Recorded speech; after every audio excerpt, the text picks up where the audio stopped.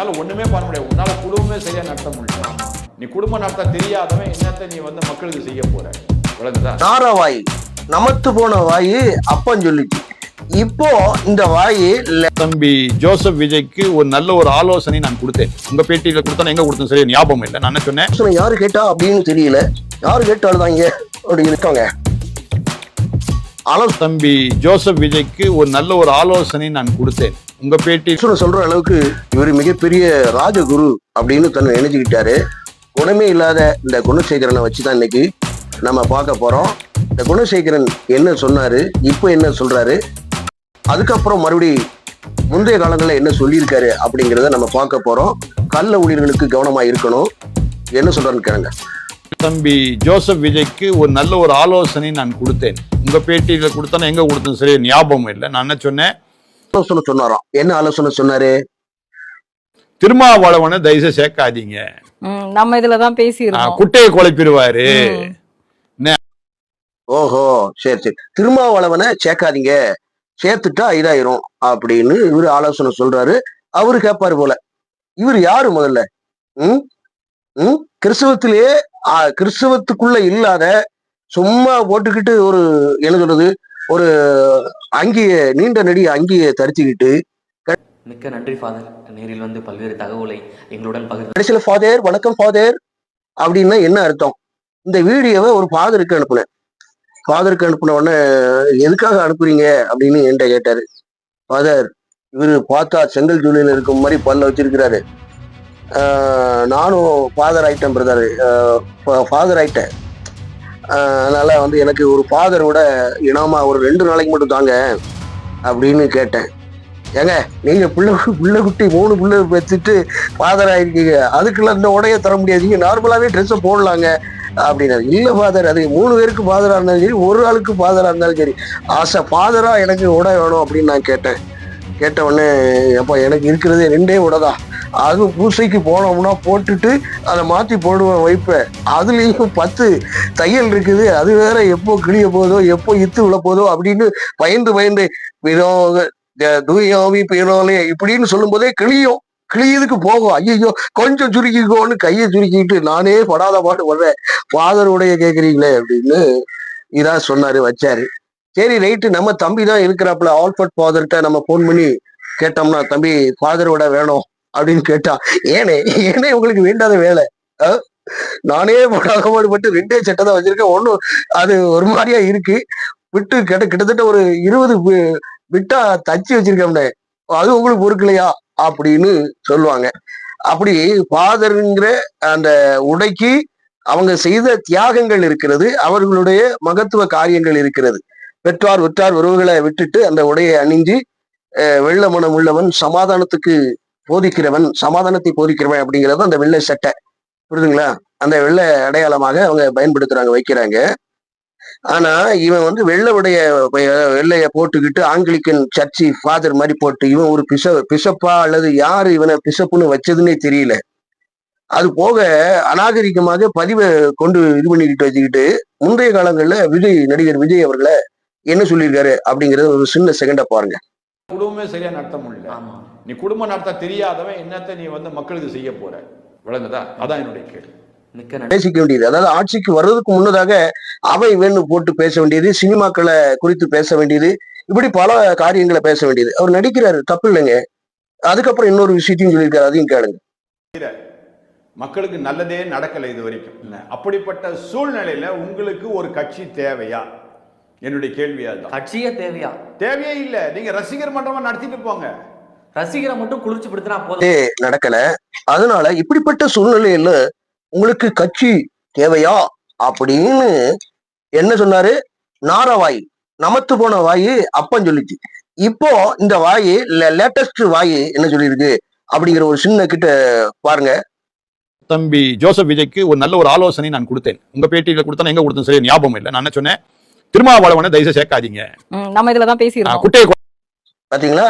இந்த வாய் தான் உனக்கு கட்சி தேவையா இது தேவையா அப்படின்னு சொன்னவர் தான் இப்பொழுது திருமாவளவனை சேர்க்காதீங்க அப்படின்னு சொல்றாரு. இவரெல்லாம் ஆலோசனை யாரு கேட்டா அப்படின்னு தெரியல, யாரு கேட்டாலுதாங்க அப்படின்னு தெரியல மக்களே. இப்படி எல்லாம் முரட்டு, அதாவது முன்னுக்கு பின் முரம்பாக பேசுகிறவர்கள், எப்படிப்பட்ட காரியங்கள்ல இருக்காங்க பாத்தீங்களா? என்னடா இது? சரி, அடுத்தது என்ன சொல்றாருன்னு கேட்போம். பெரம்பூர் மக்கள் வந்து கொஞ்சம் வித்தியாசமான மக்கள். அவங்கள்ட்ட இந்த இந்த இந்த கதை சொல்லி எல்லாம் செல்லுபடி ஆகாது. அதனால அவங்களை பெரம்பூர் மக்கள் எனக்கு நல்லா தெரியும். அதனால விஜய்க்கு அந்த இடத்துல கொஞ்சம் வாய்ப்பு குறைவுதான். அதான் உண்மையான. பெரம்பூர் மக்கள் வந்து கொஞ்சம் டிஃப்ரெண்டான ஆட்கள். கதை சொல்லி ஜெயிக்க முடியாது, ஜெயிக்க வாய்ப்பே இல்லை அப்படிங்கிற மாதிரி சொன்னவர் தான் அவரு. அது போக இன்னொன்னையும் சொல்லியிருப்பாரு, அதையும் பாருங்க. ஏறி போனமே தவிர அவன் செய்யறான் இவன் செய்யறான் நான் அந்த மாதிரி செய்வேன்னு சொன்னா நீ சரிக்கு தான் விழுவேன்.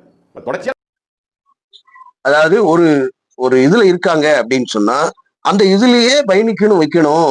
அப்படி இல்லை அப்படின்னு சொன்னா அதையே இழந்துருவோம், சுத்தமா வாஷ் அவுட்டட் அப்படிங்கிற மாதிரி விஜயை சொன்னவர் தான் இவரு. இப்போ ஆலோசனை சொல்லுதாருன்னு சொல்லி ஒரு வீடியோவை போடுறாரு. எப்படிப்பட்ட காரியம் பாத்தீங்களா? சரி, நாம இப்ப விஷயத்துக்கு நம்ம வருவோம். அப்படின்னு நீங்க கேட்பீங்க, ஒரு பிஷப்னா எப்படி இருக்கணும் அப்படிங்கிறதுக்கு உதாரணமாக பைபிள் இருக்கு. இந்த அரசியல் இத ஒரு உடையை போட்டோம்னா அந்த உடைக்கு ஏற்ப அதனுடைய செயல்பாடு இருக்கணும். ஒரு வக்கீல் இருக்காரு அப்படின்னு சொன்னா அந்த வக்கீலுடைய உடை அவரு வாதாடும் பொழுதும் அவர் கோர்ட்டுக்குள்ள போகும் பொழுதும் அந்த உடையை பயன்படுத்தணும். ஒரு காவலாளி, ஒரு காவல்துறையினர் வந்து எப்படின்னு கேட்டீங்கன்னா, நார்மல் டேஸ் அவர் லீவு நேரங்கள்ல அந்த உடையை அணிஞ்சுக்கிட்டு வெளியே போக முடியாது, போகக்கூடாது. புரியுதுங்களா? அவர் ஆன் த டியூட்டியில இருக்கும் பொழுதுதான் அவருடைய ட்ரெஸ்ஸை, அவருடைய பேட்சை, அவருடைய எல்லா விதமான காரியங்களையும் எல்லாத்தையும் வச்சு போகணும். நார்மலா, அதாவது அவருக்கு டியூட்டி முடிஞ்ச பிறகு அவருடைய ட்ரெஸ் வித்தவுட் ட்ரெஸ்ல தான் அவர் பயணிக்க முடியும். அதே போல ஸ்கூல் பிள்ளைகள் போகுது அப்படின்னு சொன்னா ஒரு ட்ரெஸ்ஸை அது எங்க எதன் அடிப்படையில போடணுமோ அப்படிதான் போகணும். ஸ்கூலுக்கு போனா அந்த ட்ரெஸ்ஸை போடுறோம். ஸ்கூல் முடிஞ்ச விட்டு நம்ம அந்த ட்ரெஸ்ஸை என்ன பண்றோம், கழட்டி போட்டு நார்மல் ட்ரெஸ்ல சின்ன பிள்ளைகள்லாம் என்ன பண்றாங்க, அதை இது பண்ணிடுறாங்க, வச்சிடறாங்க. இவன் மீட்டிங் போனாலும் சரி, ஒவ்வொரு காரியங்கள்ல போனாலும் சரி, இந்த உடையை வச்சுக்கிட்டு சிலுவையை போட்டுக்கிட்டு, இது இவருக்கும் வேதத்துக்கும் இல்லாத ஒரு ஆட்கள். நான் ஒரு எவ்வளவு ஆலோசனை என்ன சொல்றேன் அப்படின்னா, கிறிஸ்தவர்கள் இந்த நபரை வந்து உடை போட்டிருக்கிறதுனால, இவர் ஒரு சிலுவையை அடையாளத்தை போட்டிருக்கிறதுனால இவன் கிறிஸ்துவனா அப்படின்னு சொன்னா கிருகாத்தனம் பண்ணுகிறவர்கள் அப்படிங்கிறது பொருளா இருக்கு.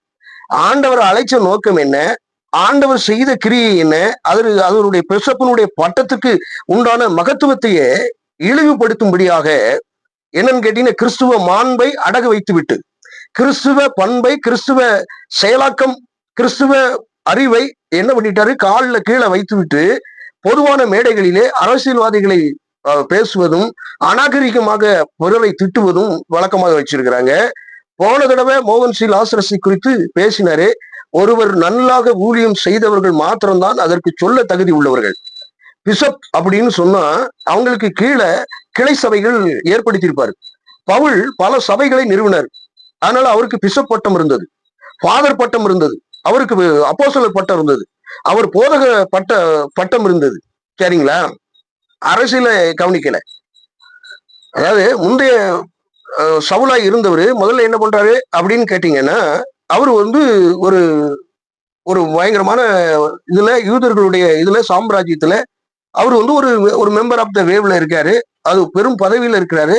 யூத மார்க்கத்துல தேர்ந்தவரா இருக்காரு. சோ ஆக்ரோஷமான மனிதரா இருந்தாரு. அதற்கு ஏற்ப உடையையும் அணிந்திருந்தார். பின்னாளில் இயேசு கிறிஸ்துவிடத்தில் வந்த பிறகு அரசியல் சூழலோடு அவர் பயணிச்சாரா? போப்பா இருக்கக்கூடிய யாரு பேதுரு எங்கேயாவது எதையாவது அரசியல் தலையிட்ட பண்ணாங்களா? பிபிலிக்கலா எங்கேயாவது இருக்காங்க? இவங்க எளியாவை கொண்டு நிறுத்துவாங்க. எளியாவை அதுக்கு பழைய ஏற்பாட்டை வச்சு உருட்டுறது. புதிய ஏற்பாட்டை நமக்கு என்ன சொல்லப்பட்டது? அரசியலை பத்தி பேசுவது என்றால் இந்த உடையை தூக்கி கழட்டி போட்டுறணும். இங்க ஒரு விஷயத்துக்கு போற ஒரு ஒரு ஒரு அன்யூசுவலா ஒருத்தர் போறாரு, ஒரு ஃபாதர் இன்னொரு இன்டர்வியூக்கு போறாரு அல்லது வேத வாக்கியத்தை பத்தி பேசுறாருன்னா அந்த ஃபாதர் உடைக்கு போகலாம். ஃபாதர் உடையே இல்லாம இது வந்து அன்அபீசியல் அலுவல். புரியுதுங்களா? அன்அபீசியல் அலுவல். இது ஆண்டவரை பத்தி சொல்லக்கூடிய இடமும் இல்லை. இல்லாத போது உடையை எப்படி அணிவது? யார் நீங்க? உங்களை யாரு வந்து கிறிஸ்துவ பிஷப்னு சொல்லி யார் அழுதது? இப்படி ஒவ்வொரு இடங்களிலும் தராதரமற்று ஒரு தன்மை இல்லாத ஒரு மனிதனாக காணப்படுவது எத்த வகைய காரியம்? அதாவது கண்காணி அப்படிங்கிறதுக்கு தான் மீனிங் பிஷப்னு இருக்கு. இந்த பிஷப்பானவன் வந்து என்னன்னு கேட்டீங்கன்னா, தன்னுடைய சபையில இருக்கக்கூடிய சபையில மேய்ப்பர்களை ஏற்படுத்துறது, உடன் மேய்ப்பர்களை ஏற்படுத்துறது, இப்படி பலரை ஏற்படுத்தி சபையில அங்கீகாரம் பண்ணி எல்லா காரியங்களையும் ஆர்கனைஸ் பண்ணி இவங்களுக்கெல்லாம் இந்த போதகர்கள்லாம் இருக்காங்க, இல்ல பாஸ்டர்கள்லாம் இருக்காங்க, போதகர்கள்லாம் இருக்காங்க, திருத்தூதர்கள் இருக்காங்க, இப்படி பல பதவிகள் இருந்தாலும் அவங்களுக்கு முன்னோடியான ஆட்களா இருக்கிறாங்க. இப்ப இத்தனை சபைகளை நாம ஒரு 20 சபையை, ஒரு 200 சபைன்னு வைங்களேன்.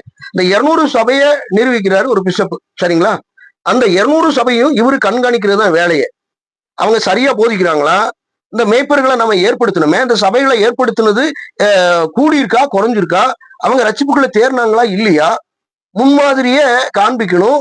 அந்த ஆடுகள் எப்படிப்பட்ட சூழ்நிலைகள்ல பயணிக்குது, போதனை எவ்வளவு சரியான முறையில பயணிக்குது அப்படிங்கிறத சொல்லதுக்குத்தானே பிஷப்பும் தவிர சர்வெண்ட் ஆஃப் சர்வெண்ட், சர்வெண்ட்டுக்குள்ள ஒரு சர்வெண்டா இருந்துகிட்டு போற வர இடம் பூரா அதாவது கிறிஸ்தவம்னு போட்டாலே இவன் பதிவா வந்துகிட்டு இருக்கு.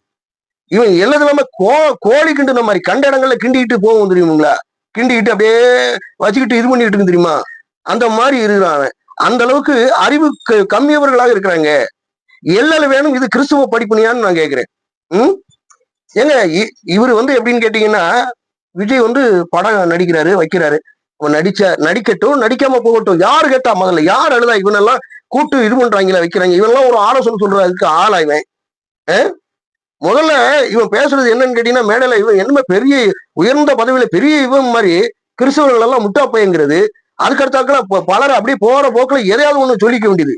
சொல்லிட்டு அந்த யூடியூப் சேனல்ல ஏதாவது ஒரு பைசா தருவான், அதை வாங்கி சாப்பிட்டுட்டு பொழப்ப ஓட்டுற, உடைய வச்சு பொழப்ப ஓட்டுக்கக்கூடிய இந்த மாதிரியான கள்ள ஓநாய்களுக்கு, கள்ள ஊழியர்களுக்கு, கள்ள பிசப்புகளுக்கு எச்சரிக்கையாக பயணிக்கணும்.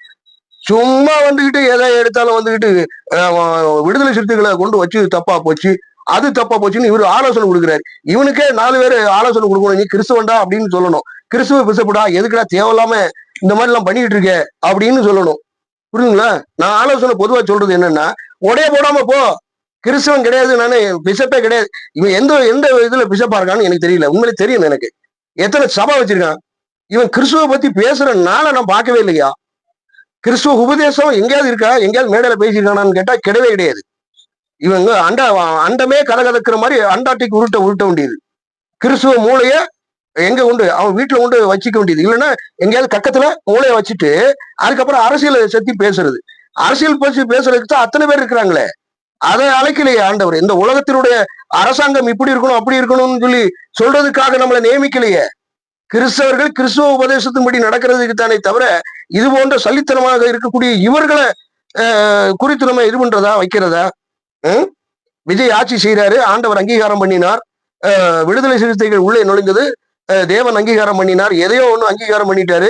ஆட்சி கவிழுதோ இருக்குதோ அது ஆண்டவன் கையில இருக்குது. நம்ம காரியங்கள் என்ன, அதை பார்க்கணுமா வேண்டாமா? நாம ஒரு உடைய போட்டோம்னாலே அதுதானே உண்மை. நான் முன்னுமே சொன்னதுதான். எனக்கு ஃபாதர் மாதிரிலாம் நிறைய பேர் இருக்காங்க.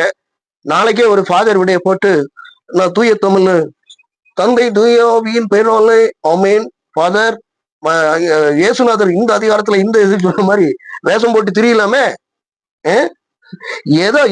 யாருதான் எதை போடணும், உடைய போடணுங்கிற விவசாயம் இல்லை பாருங்க. அந்த அளவுக்கு கேவலமாக்கிட்டானுங்க இந்த மாதிரியான டுபாக்கூர் பாஸ்டர், அதாவது பிஷப்புகள். இன்னொருத்தன் கிடக்கான், இன்னொருத்தன் உழுவான் மாட்டேன் மாதிரி இருப்பான். உழுவான் புரியுதுங்களா? அவன் உழுவான்னா இந்த போட்டோல பாருங்க. இந்த உழுவான் என்னன்னு கேட்டீங்கன்னா, இவன் எங்க இருக்கான்னே தெரியாது. ஆனா நாங்க அப்படி இப்படி. இவனும் ஒரு ட்ரெஸ்ஸை போட்டுக்க வேண்டியது. இவனை யாரு நியமிச்சான்னே தெரியல. அவனை யாரா நியமிச்சது? அவனே பிசப்பே கிடையாது. இவனை யாரு நியமிச்சது?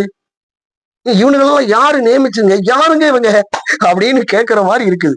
சரி, எரிச்சலா இருக்கு. எனக்கு இரிட்டேட்டா இருந்ததுனால இந்த பதிவை போட்டிருக்கேன். வேற ஒரு பதிவு. வணக்கம்.